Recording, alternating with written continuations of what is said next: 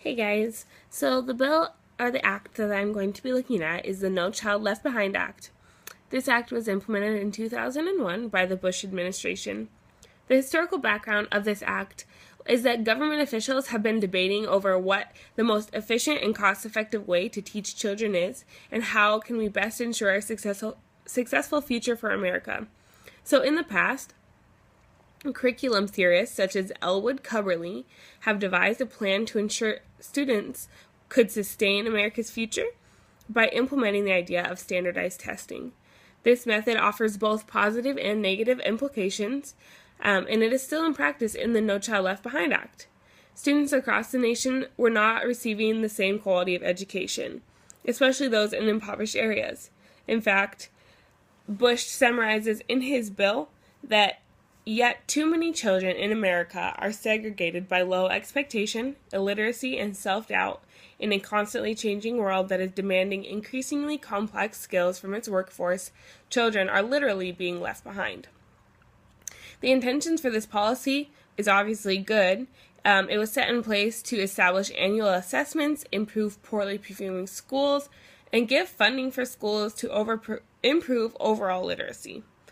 Some of the ways that they were planning on accomplishing these goals was boosting teacher quality, moving limited English proficient students to English fluent, promoting informed parental choice and innovative programs, encouraging safe schools for the 21st century, increasing funding for impact aid, and encouraging freedom and accountability within the school system.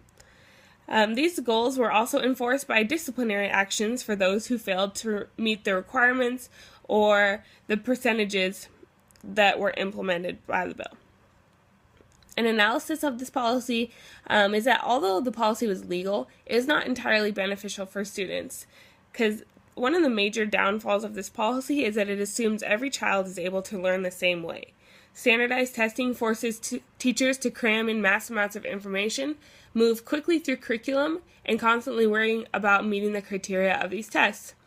This also forces students to memorize information rather than truly learn and absorb it, and it also cut funding for art and music courses. When we look at the feasibility of this act, it is clear to see that it is quite unsustainable. There is a lack of funding. There has been drastic yearly budget cuts for this bill. It also has a lack of administrative support. Teachers are very frustrated with this. They feel like they must teach to the test. It creates a lot of angry parents and principals. And there's also, it is unsupported by the current political climate. Obama, in fact, recently passed his own reform on the former Elementary and Secondary Education Act. So obviously he was not in favor of the No Child Left Behind Act, and so now he has recently, within the last month, implemented his own education reform.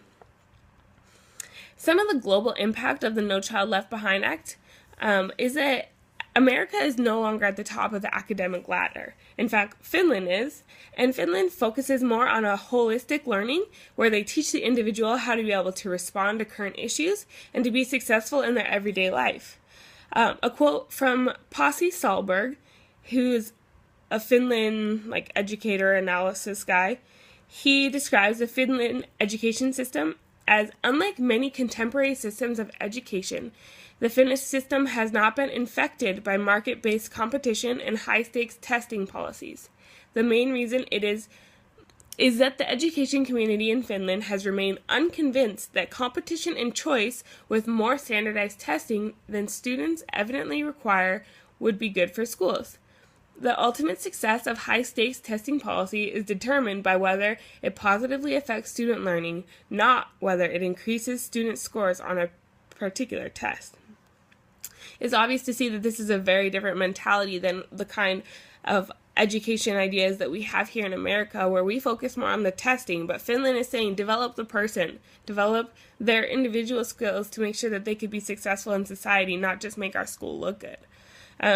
I really feel like America could benefit from this example because Finland proves that there's more important to develop the individual rather than achieve a certain percentage on a standardized test.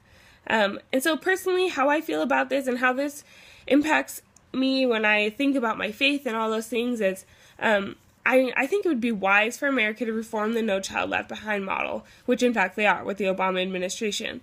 Although this act really does increase teacher accountability and shed light onto the schools who are in need in monetary or academic support, it also really hinders students who aren't as capable of learning about how to properly test or how to get the right answers on a standardized test. So ultimately, this is not fulfilling the original goal of helping each and every student. I also look at scriptural passages such as Proverbs 22:6, where it says, "Train up a child in the ways that he should go, and when he is old, he will not depart from it." This passage was really near and dear to my heart because I want to be an elementary school teacher. And I think that the role of the teacher is crucial. It's a moral obligation to help students become the best version of themselves possible. I think that the No Child Left Behind Act had good intentions of trying to further achieve that goal of being able to help each and every person, even in underprivileged areas alike. But I think that unfortunately it did not necessarily achieve that goal. Therefore, hopefully this new legislation can bring about positive change, and hopefully each and every student can just achieve their ultimate potential. Bye-bye.